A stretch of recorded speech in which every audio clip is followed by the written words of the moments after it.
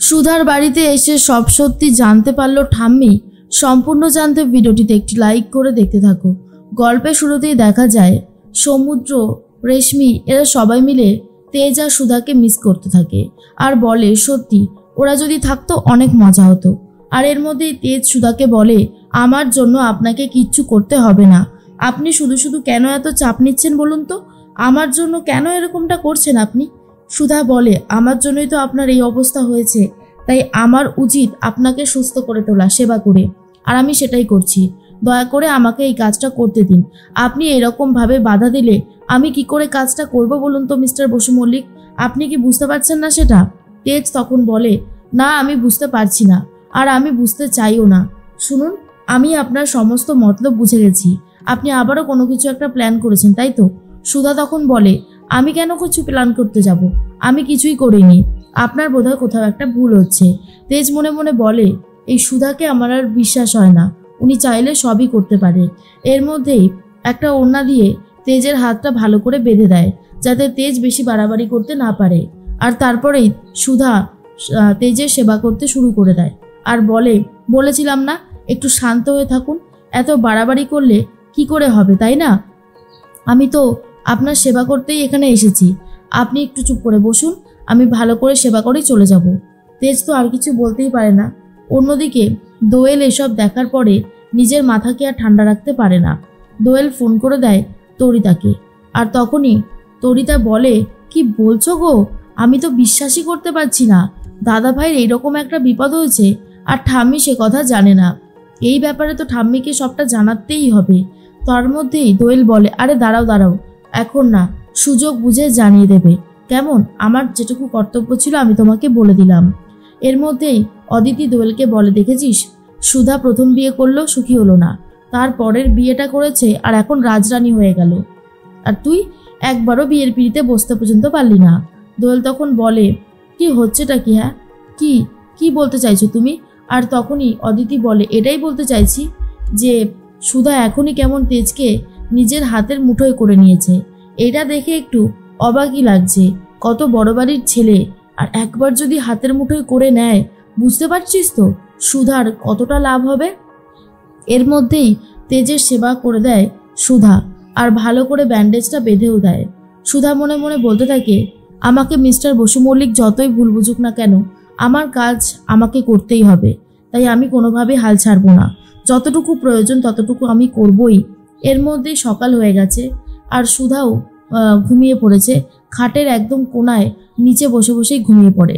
আর তার মধ্যেই তেজের ঘুম ভেঙে যায়, মনে মনে বলতে থাকে উনি মনে হয় রাতে ঘুমায়নি, সারা রাত আমার সেবা শুশ্রূষা করে এখন নিজেই ঘুমাচ্ছে, কিন্তু উনি কি ভেবেছে এইরকম সেবা টেবা করে আমার মন গলিয়ে দেবে ওনার প্রতি, এটা কখনোই হবে না, এটা আমি হতে দেব না।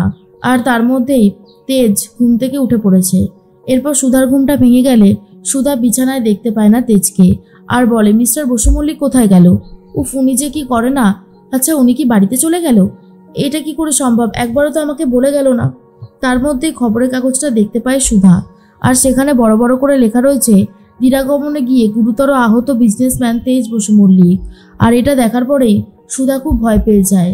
সুধা তো এদিক ওদিক তেজকে খুঁজতে থাকে কিন্তু পাচ্ছে না, গিয়ে দেখে বাগানের মধ্যে রয়েছে তেজ, আর বাগানে সবাই আম কুড়োতে ব্যস্ত, চিরকুট থেকে শুরু করে সবাই আম কুড়োচ্ছে। এর মধ্যেই ঠাম্মি গজাননের পুজোর ব্যবস্থা করে আর চলে এসেছে তখনই বড় বৌমা আর মেজ বৌমা। ঠাম্মি বলে এই যে বড় বৌমা মেজ বৌমা তোমরা তো এসেছো, আর মেজ বৌমা আমার ছোটনাথ বউ কোথায়। আর তখনই বলতে থাকে মেজমা ও মনে হয় এখনো ঘুমোচ্ছে মা, উঠিনি। ঠাম্মি বলে এই হলো ওর একটা বাজে অভ্যাস, বদ অভ্যাস যাকে বলে, এত বেলা হয়ে গেল এখনো পড়ে ঘুমাচ্ছে। আর আমার বড়নাথ বউ থাকলে সমস্ত কিছু কি সুন্দর সামলে নেয়, ভাবতেই কেমন যেন অবাক লাগে যে ছোটনাথ বউকে আমরা কিচ্ছু শেখাতে পারলাম না, তবে বড়নাথ বউকে দেখে দেখে এবার যেন ছোটনাথ বউ শেখে।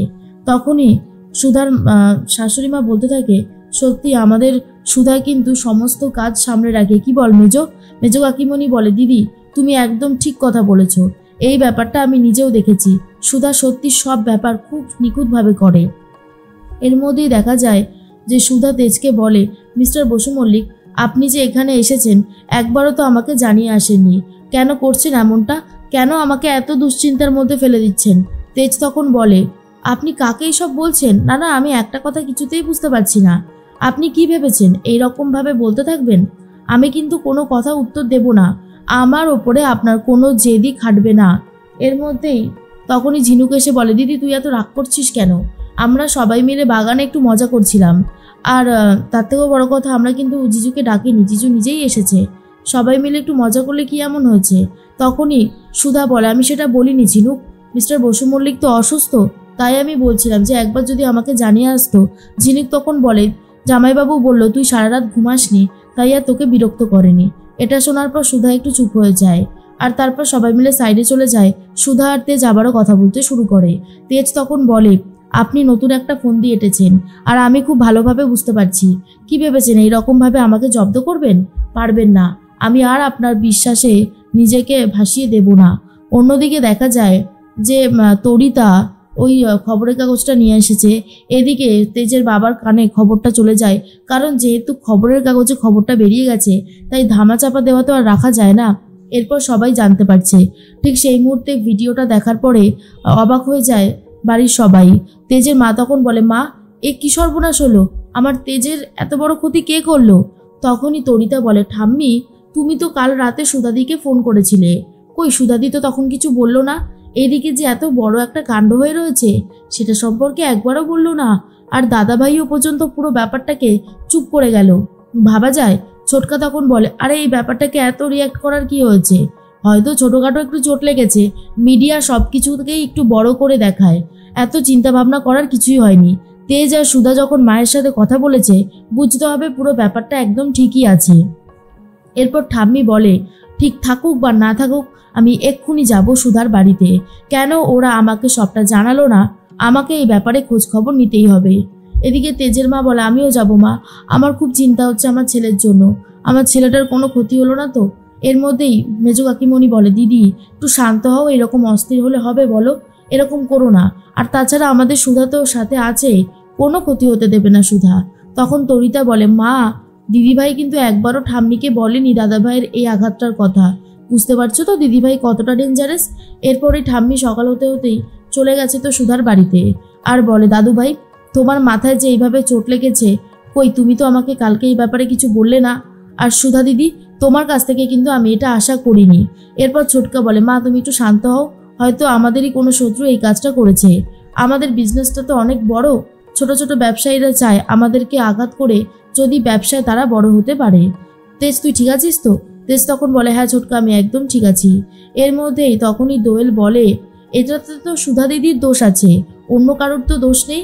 কারণ সুধা দিদির প্রাক্তন বলতে গিয়ে পুরো থেমে যায়। কারণ তেজ বলে, থাক না ঠাম্মি, এ সমস্ত কথা থাক। ঠাম্মি তখন বলে, না দাদু ভাই এ সমস্ত কথা থাকবে না। ও যেন কি একটা বলছিল যে সুধার জন্যই নাকি এ সমস্ত কিছু হয়েছে, আর আমি এখন সব সত্যিটা জানতে চাই।